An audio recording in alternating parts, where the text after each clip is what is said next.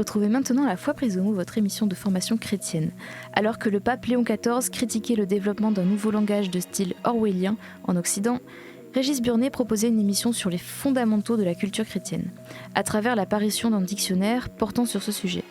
André Vaucher, historien et membre de l'Institut, et Laurence de Villers, philosophe, revenaient sur sa parution qui, entrée après entrée, exhume des trésors de la culture chrétienne, méconnus des chrétiens eux-mêmes et oubliés ou travestis par notre société moderne. Une émission diffusée en 2010.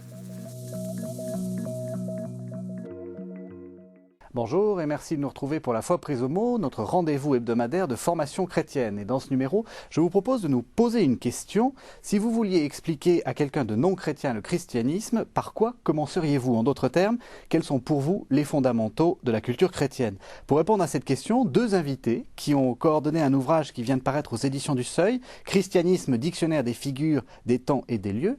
Alors le directeur de l'ouvrage, André Vaucher, bonjour. Bonjour. Vous êtes historien, vous avez été directeur de l'École française de Rome et vous êtes membre de l'Institut. Et Laurence de Villers, bonjour. Bonjour. Vous êtes philosophe et vous êtes également éditeur aux éditions du Seuil. Alors, pour commencer un peu notre entretien, justement, j'aimerais que vous nous expliquiez pourquoi vous avez fait ce livre à l'heure où on a l'impression qu'il y a une réflexion sur l'identité nationale. Est-ce qu'il faut penser une identité chrétienne ? On espère qu'il y aura moins de scandales autour du livre qu'autour de la question de l'identité nationale. Identité chrétienne, j'avais jamais pensé à la formulation, mais je trouve qu'elle est plutôt bonne. Ça ne veut pas dire que c'est une identité qui fonctionne par repli sur soi et qui exigerait d'écarter ce qui ne serait pas identique à ce qu'on appelle chrétien, mais ça permet de redire, comme vous l'avez dit, quels sont les fondamentaux qui font qu'on est chrétien. C'est un peu comme répondre à la question « à quoi croit un chrétien ?» Oui, moi je parlerais plutôt de spécificité chrétienne que d'identité, parce que il me semble que dans le monde d'aujourd'hui, où il y a une grande confusion des valeurs, des idées, etc., on est quand même entré dans une phase où les chrétiens sont sommés, sous peine de disparaître, d'affirmer leur spécificité par des références qui leur soient propres, ce qui ne veut pas dire qu'elles ne peuvent pas être partagées. Et donc, si l'on veut parler d'identité, parlons plutôt de marqueurs d'identité spécifiques. Voilà. Et alors d'autre part, cette démarche qui nous a poussé à faire ce dictionnaire doit être située aussi dans le contexte culturel actuel, c'est-à-dire qu'il y a à la fois une grande ignorance dans le domaine religieux, y compris d'ailleurs chez les chrétiens, ne bouchons pas les yeux, et par ailleurs une demande très forte d'information, de savoir. Donc on a une situation paradoxale où les gens ne savent plus grand-chose et en même temps manifestent un grand désir de connaître. Voilà. Alors est-ce que vous l'avez conçu comme une manière d'entretenir ce savoir, ou est-ce que c'est une sorte de mémorial en disant de toute façon plus personne ne sait plus rien et voilà le dernier livre qui va nous permettre. Vous voyez, c'est un peu aussi le. Est-ce que c'est le champ du signe? Voilà, le musée qu'on aurait épinglé tel des papillons. Voilà. Alors non, on l'a pas du tout conçu comme un mémorial.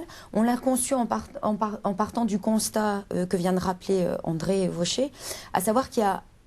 Alors je vais parler peut-être plus spécifiquement d'un point de vue éditorial. Il y a énormément de livres sur le christianisme, son histoire. Il y a même des dictionnaires du christianisme. Et en même temps, il y a une grande confusion chez les non-croyants et les croyants aussi. Je pense qu'il faut mettre dans la même catégorie, croyants et non-croyants. Et donc on est parti de ce constat et on s'est dit quel serait le livre vraiment utile. Donc il ne s'agit pas de faire un musée de ces notions qui ont disparu ou qui vont bientôt disparaître. Il s'agit de les revivifier, de les repenser. C'est pour ça qu'on a choisi aussi une perspective qui est originale, qui est inédite. Évidemment, il s'agit de traiter du christianisme, mais on a voulu partir des figures, des temps et des lieux. Donc pas du tout un mémorial, mais penser à nouveau frais des notions qui sont effacées. Je pense à des notions comme exode, péché, qui sont effacées en raison d'une ignorance, peut-être aussi parce qu'on prêche de moins en moins en utilisant ce vocabulaire-là. Donc on a voulu redonner le vocabulaire spécifique du christianisme, parce qu'on assiste de nos jours à ce que vient de mentionner André Vaucher, mais aussi à une uniformisation des langues. des langages et des vocabulaires. Et souvent, on oublie le vocabulaire chrétien dans ce qu'il a de particulier, et finalement, on en vient à le confondre avec un discours social, un discours philosophique, un discours spirituel au sens vague. Donc, on a voulu insister sur ce qu'avait de particulier le vocabulaire chrétien. Alors, j'ai une question plus directement à vous, André Vaucher. Vous êtes un grand historien, vous avez occupé des fonctions importantes dans l'université, à l'école française, vous êtes maintenant membre de l'Institut. Qu'est-ce qui s'est passé dans l'université pour qu'on ait autant fait ce repli de ce langage? Pas le fait de ne pas avoir enseigné la foi, ça à la limite c'est secondaire, mais pourquoi est-ce qu'on a évacué tout ça en ayant l'impression que finalement il ne fallait pas toucher à tout ce qui était chrétien? Je ne dirais pas qu'on l'a évacué au niveau de l'université, parce que dans l'université, la recherche en histoire religieuse, par exemple, ne s'est jamais aussi bien portée. En tout cas, au cours des 30 dernières années, elle a été extrêmement importante en France, et pas seulement en France, bien sûr. Donc, ce n'est pas tellement à ce niveau-là que se situe le problème. C'est plutôt au niveau, je crois, de l'école, le collège, le lycée. C'est là que ces notions et tout ce qui leur était lié, dans une grande partie, dans une large mesure, disparu. Et puis, au niveau des médias, où finalement la référence au religieux est souvent devenue anecdotique. Je prends un exemple, on parle souvent du chemin de Damas, mais on dit le chemin de Damas de tel ou tel homme politique, et personne ne sait plus à la limite ce que c'est qu'un chemin de Damas. Alors, nous avons fait un article qui s'appelle Damas, chemin de, pour que, quand on emploie à la télévision ou ailleurs l'expression du chemin de Damas, on sache ou on puisse savoir qu'il y a quand même autre chose que le fait de souffrance ou d'échec de tel ou tel homme politique derrière. Voilà. Donc, nous avons essayé de réagir contre une certaine banalisation du religieux dans le langage commun, comme il a été dit juste à l'instant, et en réaffirmant la spécificité de ce discours religieux. Et puis je pense aussi, quand on a parlé du fait religieux et qui est enseigné dans les collèges, les lycées, on s'est dit, ben voilà, ça va être une façon de remettre en avant de façon sérieuse et pour elle-même la culture religieuse. Et en fait, le terme même de fait religieux est ce qui autorise cette banalisation, en tout cas cette uniformisation des vocabulaires. Or, le judaïsme ne parle pas le même langage, même s'il y a énormément évidemment de points communs, que le chrétien, et parmi les chrétiens, le catholique dit des choses que le protestant ne dira pas ou ne voudra pas dire. Donc quand on parle de fait religieux, c'est peut-être pas le meilleur moyen d'enseigner la religion, parce que d'abord les faits n'ont pas de sens s'ils ne sont pas nourris par quelque chose de vivant.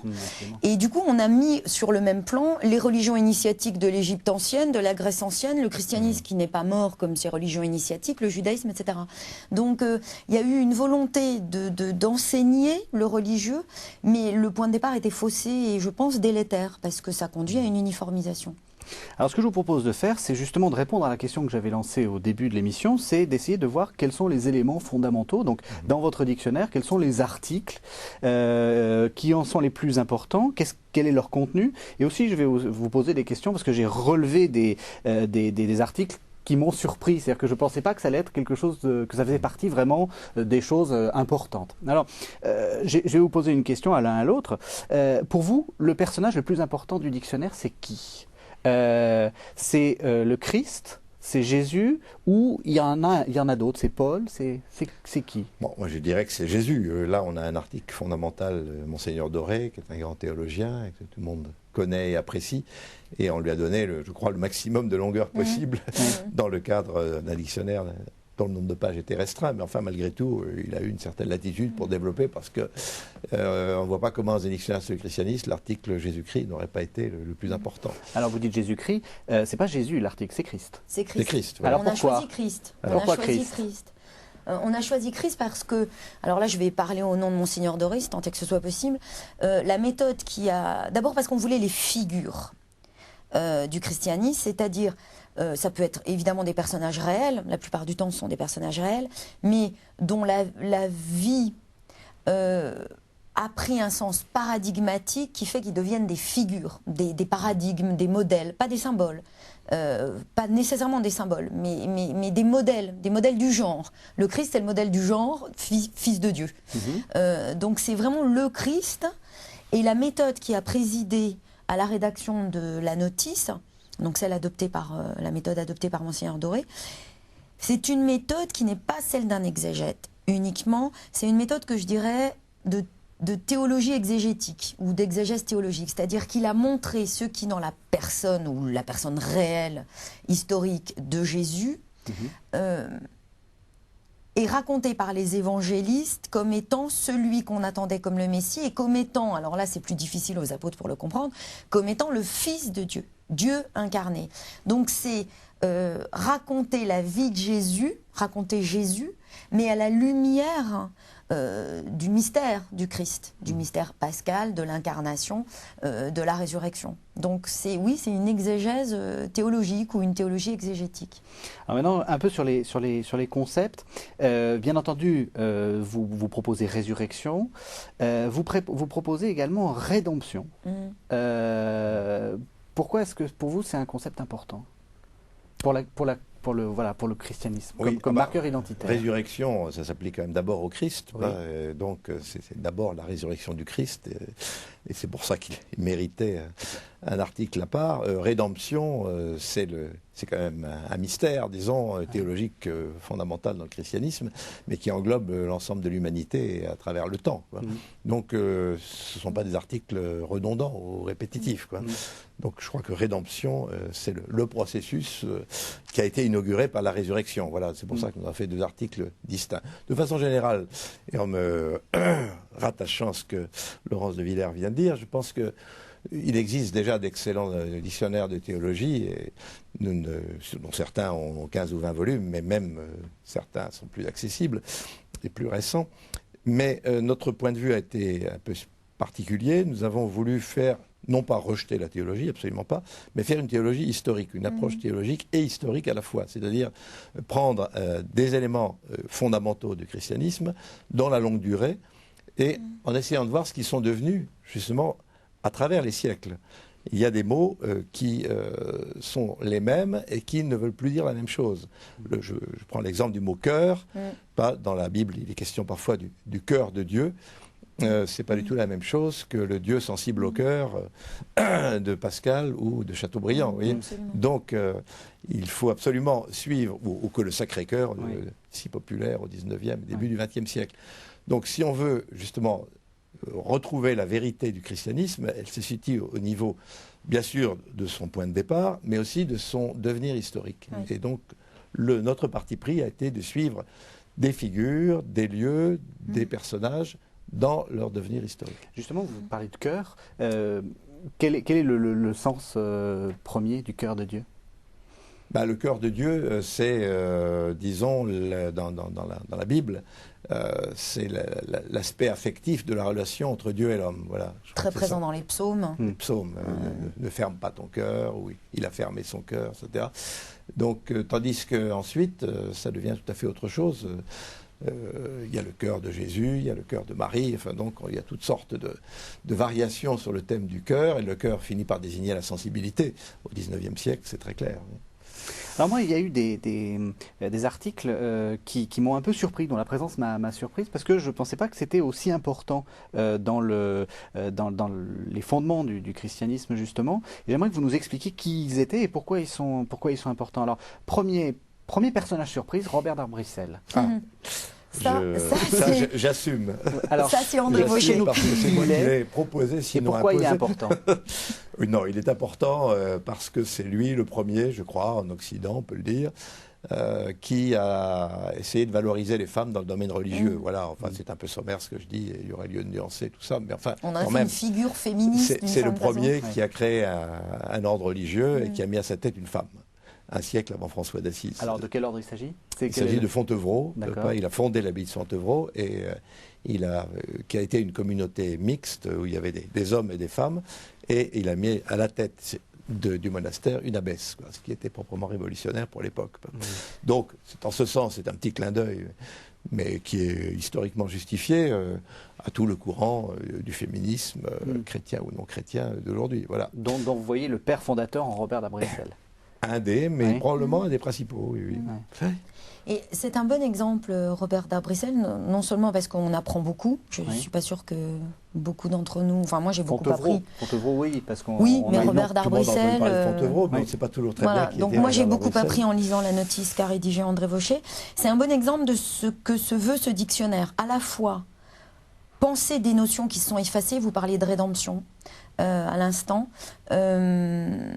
spontanément, je ne suis pas certaine qu'on y mette tout de suite un contenu. Donc le dictionnaire permet, je vous disais, de repenser, de revivifier des notions qui sont effacées et qui pourtant sont riches de sens et très utiles. C'est ça aussi l'utilité du dictionnaire, c'est montrer que des notions qui sont effacées de notre vocabulaire, de notre pensée et même de notre vie intérieure étaient en fait très utiles. Et il y a des notions aussi du genre Robert d'Arbrissel qui nous disent que le christianisme a finalement une histoire plus riche que celle qu'on peut imaginer, qu'il y a encore des choses nouvelles qu'on a oubliées, des choses nouvelles qu'on peut exhumer et du coup que c'est un patrimoine très divers, très diversifié. Je dirais que, si j'exagérais, je dirais que ce dictionnaire montre que dans le christianisme, il n'y a rien de monolithique, il n'y a pas une tradition. On en a dégagé une tradition, mais il y a des traditions, il y a des mouvements, il y a tout. Et même il y a tout et son contraire. Il y a même des contradictions et le dictionnaire n'a pas voulu les aplanir. Autre personnage surprise, Denis l'Aréopagite. Alors là, c'est un personnage fondamental, même si on ne sait pas très bien qui c'était. C'est un nom. Et en plus, c'est greffé là-dessus se sont greffées toutes sortes de légendes, puisqu'on a voulu faire de lui le disciple que saint Paul aurait converti à Athènes après son discours à l'Aréopage, etc.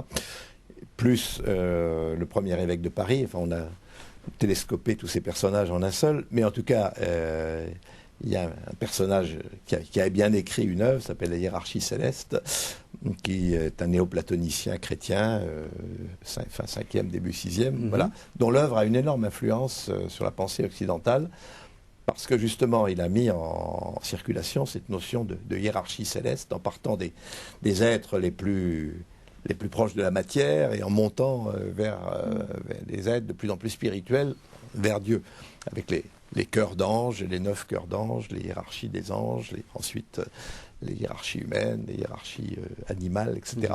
Donc toute cette pensée fondée sur l'idée de hiérarchie a imprégné la pensée occidentale au moins jusqu'au XIIIe siècle et même bien au-delà dans certains domaines. Enfin, c'est aussi une sorte de saint patron des mystiques, parce qu'on a vu dans cette hiérarchie le chemin de l'âme vers Dieu, le chemin du mystique vers la contemplation, l'oraison parfaite. Donc tous les mystiques, notamment ce qu'on a appelé les nouveaux mystiques au XVIIe siècle, tous les mystiques se réfèrent à Denis l'Aréopagite, qu'on appelle aussi pseudo-Denis, mais ce n'est pas un pseudo-Denis, puisqu'on sait maintenant que c'est Denis l'Aréopagite, il existe, se réfèrent à lui comme à l'autorité première, comme au premier qui aurait écrit un système de mystique. Alors je parlais des nouveaux mystiques du XVIIe siècle, mais aussi la mystique rhénane, qui en a fait vraiment, je vous disais son saint patron sous forme un peu de provocation, mais son premier modèle d'itinéraire mystique. L'idée d'une remontée, si vous voulez, de l'âme vers Dieu. De la matière vers l'esprit est d'origine dionysienne et pas biblique. Et elle a eu aussi d'ailleurs des aspects négatifs, il ne faut quand même pas le nier, dans la mesure où elle a défini le spirituel comme l'état le plus éloigné de l'état matériel ou corporel. Vous voyez. Donc elle a pu favoriser un certain angélisme dans le christianisme à certaines époques, en privilégiant tout ce qui était non corporel et en jetant un regard ou portant un jugement un peu négatif sur tout ce qui était le corps. Autre personnage, Joachim de Flore. Alors ça, j'y tenais beaucoup et c'est un personnage fondamental. Il n'y a pas que moi qui y tiens, puisque le cardinal de Lubac lui a consacré 3 volumes qui sont magnifiques, mais qui en France sont passés à peu près inaperçus quand ils sont parus. Je ne dis pas maintenant, ils ont été réédités récemment. Pourquoi il est important, Joachim de Flore? Petite parenthèse, il est beaucoup plus connu dans d'autres pays comme l'Italie, la péninsule ibérique, aux États-Unis. En France, on est toujours un petit peu resté, peut-être parce qu'on est trop rationaliste, un peu en retrait par rapport aux idées de Joachim de Flore. Ce qui est intéressant, disons en gros, et sans entrer en détail, chez Joachim Flor, c'est son souci d'incarner l'eschatologie dans l'histoire. C'est-à-dire que montrer que l'histoire est un processus non seulement d'écoulement du temps, mais de construction de l'Église, du royaume de Dieu, et qu'à travers les événements historiques se produit un phénomène de progrès malgré tout, malgré toutes les difficultés, les crises, les tensions. Il y a un véritable progrès de l'esprit à travers le développement de l'histoire. Voilà. Alors, il y a aussi le joachimisme qui dérive de Joachim, mais qui est souvent a pris des routes de traverse en développant toutes sortes de théories prophétiques plus ou moins discutables ou discutées. Mais Joachim, lui, reste un très grand, et d'ailleurs les papes contemporains, à la fin du XIIe siècle, l'ont consulté, l'ont considéré comme une autorité vivante. Donc c'est quelqu'un qu'il faut absolument prendre en compte dans l'histoire du christianisme. Alors là, on va faire un grand saut, puisqu'on va arriver au XXe siècle, et vous avez mis Frère Roger de Thésée. Et il y a même un article Thésée. Oui, il y a un article. Pour vous, ça fait partie des fondamentaux de la culture chrétienne. Vous écoutez Au risque de l'histoire, votre rendez-vous avec les grandes heures de l'Église. Que nous dit le couronnement d'un Charlemagne à Rome ? Pour étudier cet événement majeur de l'époque médiévale qui a suscité de nombreux questionnements sur les liens entre la papauté et l'Empire, Christophe Dickès reçoit Marie-Céline Isaiah, professeure d'histoire médiévale à l'université Lyon 3, et Warren Peuzé, maître de conférences à l'université Paris-Est. On n'a pas voulu négliger ce qui pouvait être considéré comme actuel, parce que Frère Roger, c'est le XXe siècle, mais c'est hier, c'est pas du tout avant-hier, c'est même presque aujourd'hui. Donc ça, c'était une volonté qui a présidé au dictionnaire, c'est pas parce que la perspective était... Ça fait partie de Thésée fait partie de la culture chrétienne. D'abord parce que c'est justement un lieu chrétien. C'est un dictionnaire des lieux aussi. Thésée, c'est forgé comme un lieu chrétien. Alors, on peut dire écuménique, mais je trouve que ça ne veut pas dire grand-chose. Donc, je répugne un peu à employer le terme écuménique. Mais Thésée, c'est constitué comme le lieu où peuvent se rencontrer au sein d'une même liturgie. C'est comme ça, c'est un lieu liturgique. Des chrétiens, malgré ou avec leurs différences. Donc ça nous a semblé être à la fois une figure, c'est la figure... Encore une fois, on ne veut pas employer... Enfin, je crois qu'on est d'accord avec André, on ne veut pas employer le terme écuménique parce qu'il est vide de sens. Qu'est-ce qu'on rassemble mais c'est un lieu théologique parce qu'on a montré qu'il pouvait y avoir une même liturgie, alors qu'il n'y a pas la même théologie. Et ça a perduré, ça n'a pas été comme des rencontres, ça n'a pas été un synode, c'est quelque chose qui vivifie la culture chrétienne. Donc il n'y avait aucune raison qu'on ne le traite pas, on aurait fait une erreur. Je crois même que dans la logique justement de notre dictionnaire, c'est, comme vous venez de le dire, une figure, et une figure, je dirais, de l'Église à venir. Pas une figure déjà présente aujourd'hui au milieu du monde et du monde de la division des Églises, mais en même temps une préfiguration de ce que pourrait être. On ne sait pas si ça adviendra, mais ça pourrait être une des formes de l'avenir du christianisme. On le sait, il y a eu des étapes, il y a eu des rencontres avec les protestants, il y a eu une déclaration commune.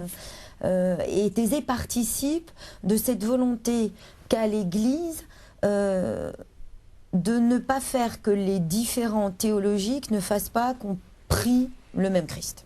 Voilà, je crois qu'on peut le dire comme ça. À peu près. Alors, on était sur les personnages, maintenant quelques notion intéressante. J'ai été intéressé par l'article inquisiteur. Parce que, justement, inquisiteur, on a l'image du grand méchant et on a une image beaucoup plus nuancée. Alors, est-ce que c'est important, l'image de l'inquisiteur ? Oui, absolument. D'abord, une première remarque, nous avons préféré, chaque fois que c'était possible, avoir un substantif plutôt qu'un mot abstrait. C'est-à-dire, on n'a pas mis inquisition, on a mis inquisiteur. On n'a pas mis croisade, on a mis croisé. Enfin, on n'a pas mis conversion, on a mis conversion. Donc, on a essayé, chaque fois, de se référer au vécu chrétien plutôt qu'à des définitions abstraites ou théoriques. Voilà. Donc, on aurait pu faire un article Inquisition et raconter tout ce qui s'était passé depuis le Moyen-Âge jusqu'au XVIIIe siècle. Bon, c'est ce genre d'article, on le trouve un peu partout. Il y a d'excellents que sais-je sur le sujet. Enfin, ça aurait été, à mon avis, un peu banal. Et en prenant le problème inquisiteur, on s'est essayé de se placer précisément dans la peau de ceux qui faisaient ce métier, car c'était un métier qui avait ses exigences et ses difficultés. Et il y a évidemment aussi une image littéraire derrière. On pense tout de suite au grand inquisiteur Dostoïevski. Bref, c'est un type de figure chrétienne qui a une longue durée. Ça permet justement, le fait de choisir inquisiteur et pas inquisition, ça permet de dire comment la personne vivait son christianisme à travers son métier d'inquisiteur. Donc c'est pas la notion abstraite, une notion abstraite du christianisme, c'est vraiment comment je vis mon christianisme quand je suis un inquisiteur. Et alors comment vous vivez quand vous êtes un inquisiteur? Mais je le vis comme un métier théologique. Hein. Ça fait partie, inquisiteur et inquisition, ça fait partie de ces notions, il ne faut pas le rejeter. Moi j'aime beaucoup ces notions qui ont finalement une légende noire plus importante que leur réalité. Donc ça, on n'a pas voulu le rejeter, on a voulu dire ce qu'était la vérité, mais c'est bien finalement ces notions qui sont dépassées par elles-mêmes, en mal comme en bien. Mais on a voulu montrer comment, le terme qu'a employé André Vauchet est parfait pour décrire ce qu'on a voulu faire dans le dictionnaire et dans cette notice, c'est un métier. L'inquisiteur exerce son métier comme le huissier peut l'exercer. Alors il est détesté, le huissier de nos jours, mais il fait son métier. Et c'est un métier théologique. On a voulu montrer quelle est la doctrine théologique qui était l'outil, sa culture, qui était la culture de l'inquisiteur. On a voulu montrer en quoi être dominicain et être inquisiteur ne pouvait faire qu'un, qu'il n'y avait pas de contradiction. Donc encore une fois, on a fait une sorte d'analytique du vécu. Et on a essayé, à partir de ce vécu, de dire quelle était la doctrine qui guidait ce vécu. Parce que être chrétien, c'est pas uniquement une pratique, c'est pas uniquement de l'ordre du sentiment ou d'une piété, c'est une doctrine. C'est quoi cette doctrine ? La doctrine, je discutais il y a peu avec un théologien qui me disait il n'y a plus d'hérésie de nos jours, ça ne veut plus rien dire. La doctrine de André me contredira peut-être. Quand il n'y a plus d'hérésie, c'est très mauvais signe. Oui. Il est important qu'il y ait des hérésies. L'inquisiteur, c'est quand même celui qui, connaissant l'orthodoxie, peut dire ce qui n'est pas orthodoxe et qui du coup peut ruiner les fondamentaux du christianisme. Entendons-nous bien, il ne s'agit pas de faire l'apologie de l'Inquisition à travers l'article inquisiteur. Mais il s'agit de montrer comment a pu agir quelqu'un dans l'intention probable de bien faire, voilà, et d'être logique avec lui-même. Bon, alors il a pu se tromper. C'est presque une œuvre aussi d'intellectuel. Il a pu commettre des choses épouvantables, mais essayons de retrouver, avant de le juger et de le condamner, essayons de retrouver sa logique propre. Et est-ce que vous êtes d'accord avec ce que dit Laurence de Villers, que c'est une légende noire, c'est-à-dire qu'historiquement, son importance est moins grande que ce qu'on a voulu en faire? Alors oui, je dirais, en tant que médiéviste, que l'inquisition médiévale était beaucoup moins terrible qu'on l'a dit.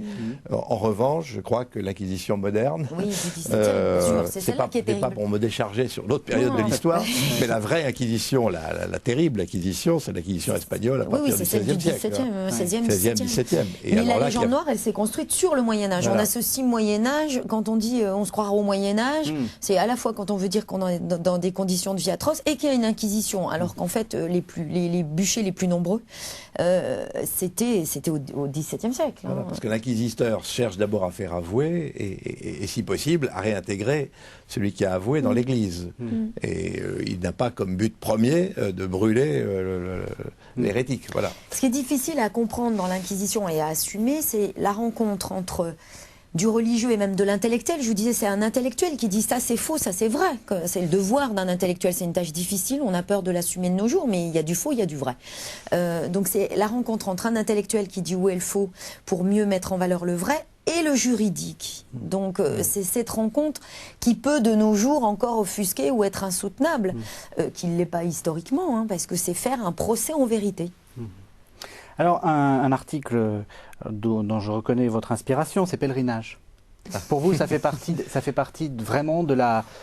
moi, spontanément, j'aurais pas dit que le christianisme a eu autant d'importance, enfin, que le pèlerinage dans le christianisme a eu autant d'importance. Alors, vous avez raison dans un sens, dans la mesure où le pèlerinage s'est développé de façon relativement tardive, disons. En gros, ça a surtout pris de l'importance au cours du 2e millénaire.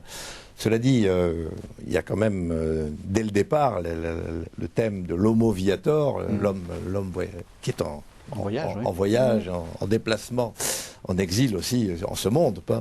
Et donc, en ce sens, il y a quand même des racines très anciennes. Bon, et puis les pèlerinages à Jérusalem a quand même des lettres de noblesse anciennes, mais c'est vrai que c'est quelque chose qui a pris son essor à partir du 9e, 10e siècle, et avant de connaître le succès qu'on connaît. Donc il faut aussi renvoyer cela au Christ, parce que c'est à partir précisément de cette époque qu'on commence à représenter le Christ sous les traits d'un pèlerin. Il y a le fameux Christ pèlerin de Silos en Espagne, mais il y en a bien d'autres. Et donc, les pèlerins d'Emmaüs, on pense à l'importance des pèlerins d'Emmaüs dans l'iconographie chrétienne, dans l'art, etc. Donc, je pense que ce n'est pas forcé de mettre pèlerin, parce qu'on peut prendre ce thème à deux niveaux. Donc, la vie comme pèlerinage terrestre, le chrétien étant une sorte de pèlerin de l'absolu, de l'au-delà, mais qui transite par ce monde. Et puis d'autre part, à partir surtout du 2e millénaire, la recherche de lieux où le sacré s'est révélé avec plus d'intensité qu'ailleurs. Voilà.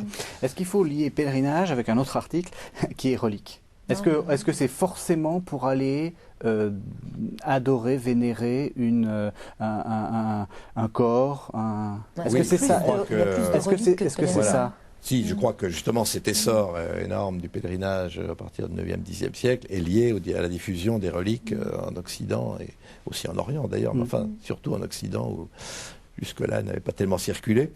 Et donc les deux choses sont liées, mais elles sont liées seulement jusqu'à un certain point, parce que à partir d'un certain moment, l'Église elle-même s'inquiète de cette prolifération un peu anarchique, non contrôlé de pèlerinage, et essaye de recentrer à partir du XIIIe, XIVe siècle le pèlerinage, d'une part sur Rome, de façon à réaffirmer la primauté de Rome dans l'Église et la primauté du pape, et d'autre part dans des endroits où est vénérée spécialement la Vierge Marie. Voilà, donc il y a une tendance, un effort à recentrer le pèlerinage sur les figures centrales du christianisme et sur les lieux saints par excellence, Jérusalem bien sûr à toutes les époques, et puis Rome après. Un autre intérêt pour la notice pèlerinage ou pèlerin, puisqu'on veut marquer la figure, c'est qu'on emploie de nos jours beaucoup, c'est un terme galvaudé chez les croyants, être en chemin, je suis en chemin, le chemin de la foi. Je trouve que ça fait partie de ces notions trop galvaudées, du coup parfaitement vides, parce que normalement un chrétien il est arrivé. Je veux dire, si on croit, si on n'est pas en chemin, on est arrivé. On est enfin arrivé, on pose ses valises en tout cas, ça y est, on est arrivé. Mais du coup, je trouve que la lecture de ces notices, par exemple celle de pèlerin qui vous a étonné, Régis, permet de redonner du sens à ces termes qui n'en ont pas ou qui n'en ont plus. Maintenant, quand on dit en chemin, ou en tout cas moi quand je l'entends maintenant, au lieu d'être irrissée parce que je trouve que ça veut rien dire, je me dis bah oui, ça renoue, c'est avec une vérité fondamentale qui est que l'homme est en chemin dans cette vie, parce que là où il doit arriver c'est la Jérusalem céleste, le ciel, et que on est ces pèlerins d'Emmaüs qui allons rencontrer le Christ. C'est pas on espère un jour le rencontrer, c'est on le rencontre aujourd'hui, demain, chez soi, etc. Donc je trouve que lire des notices comme celle-ci, comme celle qui, il y en a d'autres dans le dictionnaire, permettent de faire que des notions galvaudées et un peu mièvres deviennent intelligentes. Alors, une autre notion importante, enfin qui se trouve dans ce dictionnaire, c'est le terme icône. Alors, qu'est-ce que vous vouliez faire? Est-ce que vous vouliez parler aussi, c'est une sorte de clin d'œil à l'Orient pour dire nous ne parlons pas que de l'Occident, ou est-ce que pour vous l'icône, ça fait vraiment partie de quelque chose, de la spécificité chrétienne? Je crois que c'est conscient et volontaire d'avoir mis ce mot icône, d'autant plus que nous avons, si je peux dire, aggravé notre cas en faisant un article sur Roublev, qui n'est pas évident. Article sur Moscou. Moscou, c'est le patriarcat, c'est l'orthodoxie, ça c'est autre chose.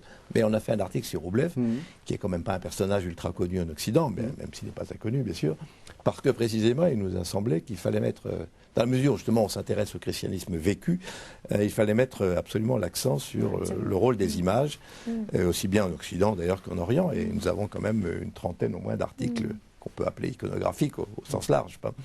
Donc icône, oui, absolument, parce que c'est une des formes de la présence divine dans le monde et dans l'histoire, et que ça a joué un rôle fondamental pour un certain nombre de cultures chrétiennes, en particulier culture orientale.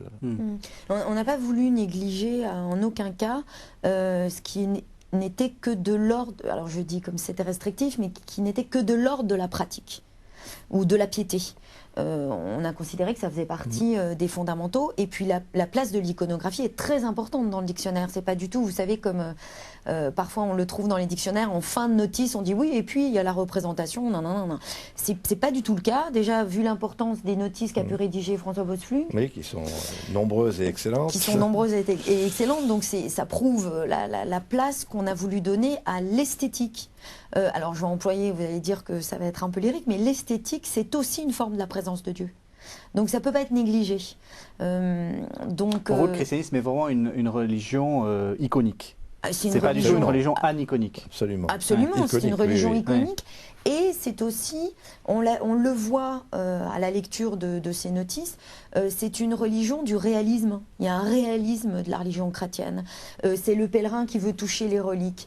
C'est le croyant face à l'icône et qui peut la toucher et l'embrasser. Donc c'est une religion iconique, réaliste, mais qui vit ça sous forme de tension. Elle vit son iconie jusqu'à être iconoclaste, elle vit son réalisme jusqu'à être parfaitement abstraite, voire gnostique. Donc elle ne le vit pas de façon pacifique et tranquille, me semble-t-il, hein. Elle le vit dans la tension, mais c'est sa richesse. C'est-à-dire que l'image peut se lire dans le christianisme à plusieurs niveaux. Il y a la fonction pédagogique qui avait déjà été mise en lumière par Grégoire le Grand. Les images sont le livre de lecture des incultes. Et donc, il faut bien voir quand même que le peuple chrétien, pendant 10 ou 15 siècles, s'est surtout formé à travers les images, beaucoup plus. Surtout que la prédication était souvent ou absente ou très insuffisante. Donc les images ont eu un rôle formateur extraordinaire. Puis alors, au-delà de cette fonction pédagogique, de transmission de l'histoire sainte et de la foi par l'image, il y a tout le discours précisément de l'icône et de la présence divine à travers certaines images. Alors, je continue donc un peu ma promenade dans les notions, avec une question un peu différente, c'est comment est-ce qu'on fait un choix, et en particulier quand on est sur des choses aussi où il y a autant de représentants que, par exemple, les personnages, enfin les grands théologiens ou les personnages de l'Ancien Testament. Ça, c'est plusieurs discussions. Hein. Comment on fait un choix et comment justement, parce que finalement ce dictionnaire, vous avez tenté de faire une sorte d'état des lieux et de tour d'horizon. Est-ce que le fait d'exclure un théologien, c'est pas une manière de dire bon bah voilà.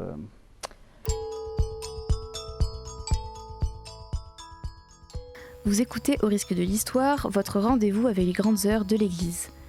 Que nous dit le couronnement d'un Charlemagne à Rome ? Pour étudier cet événement majeur de l'époque médiévale qui a suscité de nombreux questionnements sur les liens entre la papauté et l'Empire, Christophe Dickès reçoit Marie-Céline Isaya, professeure d'histoire médiévale à l'université Lyon 3, et Warren Peuzé, maître de conférences à l'université Paris-Est. Nous n'avons pas fait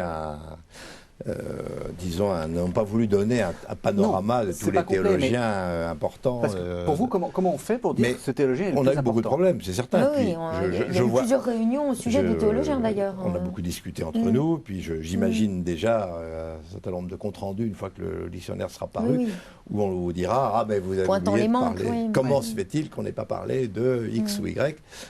Il faut évidemment, tous les choix sont arbitraires, discutables, etc. Bon, malgré tout, on a essayé de réduire la part d'arbitraire, précisément en prenant cette notion de figure, de prendre des personnages significatifs, dans la mesure où nous ne visions pas l'exhaustivité, mais on a voulu que chaque courant de pensée à l'intérieur du christianisme, ou chaque tendance, soit représenté par un personnage qui l'incarnait au plus haut point. Voilà.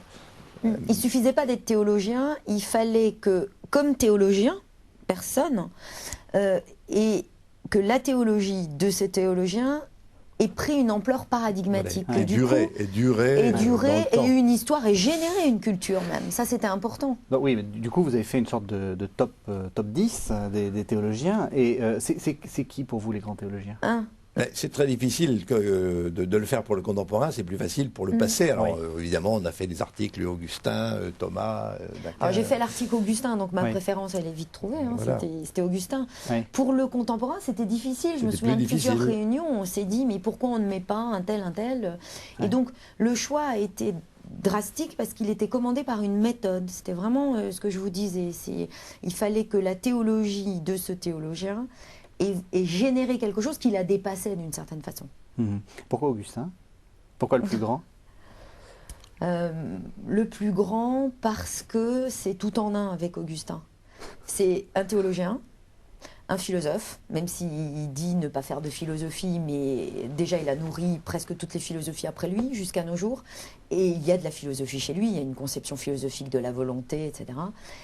C'est un maître spirituel, c'est un écrivain, on lit les confessions, j'allais dire comme un roman, mais on le dit tout le temps, c'est mieux qu'un roman, parce que c'est très bien écrit et il y a de la substance. Et c'est un grand réformateur, donc il a quelque chose de révolutionnaire, il est toujours contre Augustin. C'est un batailleur, c'est un politique, il y a tout en Augustin. Je pense que c'est ça le génie, hein. C'est quand d'un coup quelqu'un est brillant dans tout ce qu'il fait. Et il y a tout, et il a toujours été une référence au cours des siècles. Chaque fois pour des choses différentes d'ailleurs. Chez des gens très différents. Au Moyen-Âge, on s'y intéressait pour sa théorie de la lumière, par exemple, choses comme ça. Ensuite, on s'y intéressait à l'époque de Luther pour sa conception du péché et de la prédestination. On le retrouve dans le jansénisme au XVIIe. Absolument, docteur de la grâce. Voilà. Donc c'est une figure, une référence constante, et on le retrouve même tout récemment à travers ses sermons. Pensez à la grande soirée qui a eu lieu à Notre-Dame. Absolument. Où on a lu en chair des sermons. Jusqu'aux lectures, voilà, par Gérard Depardieu, parce qu'il représente aussi... Il est accessible, on a l'impression qu'on peut le lire sans avoir fait de théologie, alors que Thomas d'Aquin est peut-être moins accessible d'emblée, et parce qu'il est la figure du converti. Et alors ça rejoint une autre notice qu'on a évidemment dans notre dictionnaire, c'est même les gens qui connaissent pas bien l'œuvre de Saint-Augustin savent qu'à un moment donné il y a eu un avant, un après, et que c'était en gros un débauché. Bon, un débauché, faut y mettre plein de guillemets, hein, il a volé quand même qu'une poire. Un débauché qui ensuite a découvert un autre mode de vie qui rend heureux. Donc ça, c'est une figure qui on peut accéder à lui à travers les Confessions, qui sont un livre assez facile à lire par rapport à d'autres traités extrêmement philosophiques d'Augustin qui sont beaucoup plus durs. Donc on peut entrer à plusieurs niveaux et c'est ce qu'on a fait pendant 15 siècles. Alors pour conclure, parce qu'il nous reste 10 minutes, je vais vous proposer des termes qui sont passés dans le langage courant, et puisque c'est un peu le but du dictionnaire, dont on va essayer de retrouver une profondeur historique. Pour commencer, un terme que George Bush aimait beaucoup, qui est le terme de croisée. Oui, qui est d'une actualité brûlante, puisque du côté islamiste, on traite les chrétiens de croisés, comme si ils ne pensaient qu'à ça aujourd'hui. Donc c'est là aussi, vous voyez, la longue durée. Le terme croisé, d'ailleurs, apparaît seulement au XIIe siècle, donc relativement tard. Et puis ensuite, évidemment, a connu plusieurs réincarnations, réactualisations, y compris dans la dernière version, effectivement, de la lutte contre l'islam et de l'islamisme contre l'Amérique. Oui. Alors, c'est une notion qu'on peut aimer ou ne pas aimer, mais en tant qu'historien du christianisme, on ne peut pas ne pas prendre en compte. Et en essayant de comprendre pourquoi elle continue à être actuelle. Quoi. Et pourquoi Et alors c'est quoi qui fait que c'est simplement le déplacement vers l'Orient qui fait que c'est encore actuel, ou c'est la violence? Voilà, il y a deux choses. Les deux, je dirais. Par exemple, si vous allez encore aujourd'hui en Grèce, par exemple, dans un pays orthodoxe, si vous discutez un peu d'histoire ou de théologie avec un interlocuteur orthodoxe, eh bien, il finira assez rapidement par vous sortir que les croisés en 1204 se sont comportés de façon épouvantable, et il n'a pas tort, à Constantinople, et surtout, crime que l'Orient ne pardonnera peut-être jamais à l'Occident, ont dépouillé les églises de Constantinople de toutes leurs reliques les plus précieuses et les ont emportées avec eux. Donc, encore aujourd'hui, dans les pays orthodoxes, ou à dominante culture orthodoxe, la croisade reste une agression, en plus entre chrétiens, absolument inadmissible et tragique, dont les conséquences sont encore lourdes. D'ailleurs, les papes récents ne s'y sont pas trompés, puisque aussi bien Paul VI que Jean-Paul II ont restitué des reliques, comme celle de Saint-André, par exemple, qui avait été volée par les croisés et qui se trouvait en Italie ou ailleurs, et qu'on a restitué à Athènes ou à Salonique. Donc il y a ça. Mais alors, du point de vue de l'islam, évidemment, il y a l'idée de l'agression permanente des chrétiens contre les musulmans, qui est une lecture fausse, pas puisque cette agression, certes, il y a eu, mais qui répondait aussi à l'occupation par les musulmans des lieux saints du christianisme, comme la Terre Sainte, Jérusalem, et puis l'Espagne, qui était considérée comme une terre chrétienne par excellence, et qui avait été en grande partie conquise par l'islam.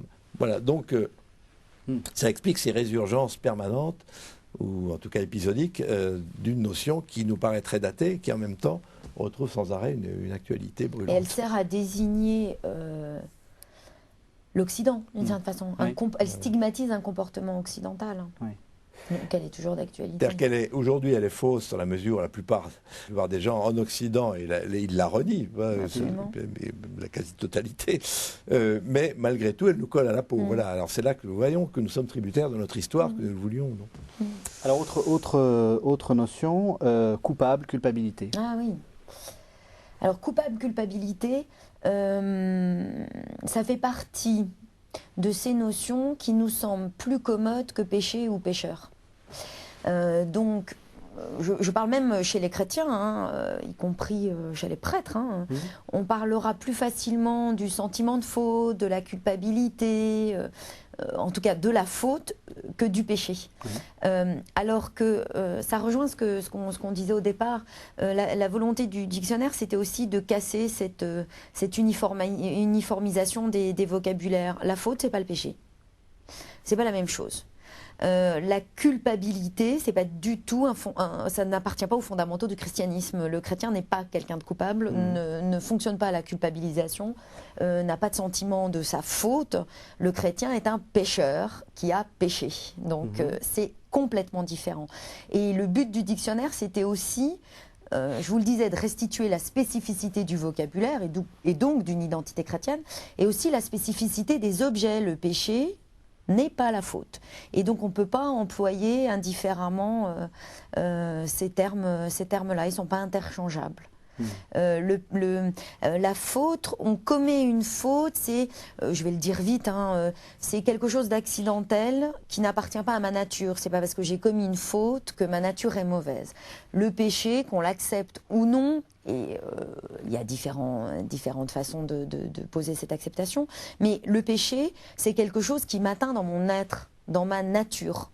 C'est pas que je commets un péché, c'est que ma nature est déjà tombée dans le péché.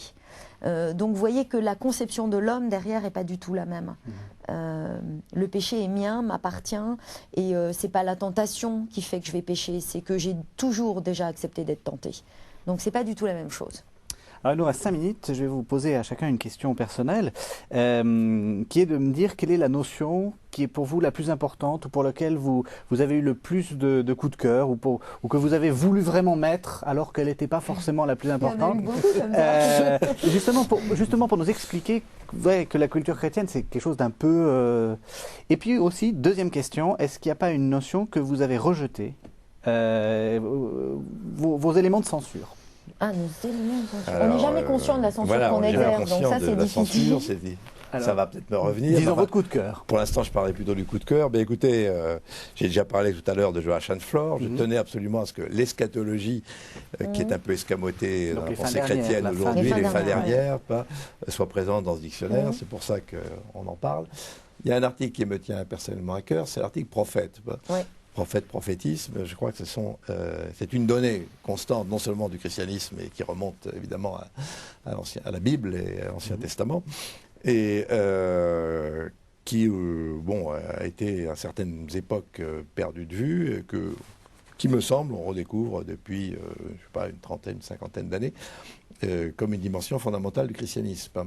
non pas seulement parce qu'il y avait des prophètes dans la première communauté chrétienne, on le voit dans les écrits de Paul par exemple, mais parce que le fait même d'être prophétique fait partie des exigences du discours chrétien. Voilà. Donc il me semble que c'est une notion qui est un peu ambiguë, parce que quand on demande aux gens, à l'homme de la rue, qu'est-ce que c'est qu'un prophète, ils vous répondent ou bien c'est Mahomet, ou bien c'est n'importe qui prévoit le futur. Enfin, or le prophétisme, c'est pas ça, justement. Là aussi, il fallait faire des mises au point. Le prophète n'annonce pas nécessairement le futur, et il n'annonce pas nécessairement un futur catastrophique quand il l'annonce. Mais c'est l'homme qui voit plus loin que l'immédiat. Voilà. Donc c'était une notion qu'il fallait absolument replacer au centre du christianisme. Alors, censure, je ne vois pas immédiatement. Je dirais que notre méthode a forcément suscité une forme de censure. On ne voulait pas un émiettement des notions, ça pas du tout. On voulait vraiment que ce soit resserré. On ne voulait pas un émiettement des personnages ou des personnes. Ce n'est pas un ou théologique. Donc voilà la forme de censure qu'on a pu exercer. Alors le coup de cœur. Le coup de cœur, moi, c'est Bernanos. J'étais heureuse qu'on soit d'accord pour qu'il soit dans le dictionnaire, parce qu'il représente, d'abord c'est un très grand écrivain. Alors de nos jours on réhabilite Camus alors qu'il n'y a pas si longtemps on n'en parlait pas. J'ose espérer que ça arrivera un jour à Bernanos et qu'on considérera enfin l'ampleur littéraire, théologique de cet auteur.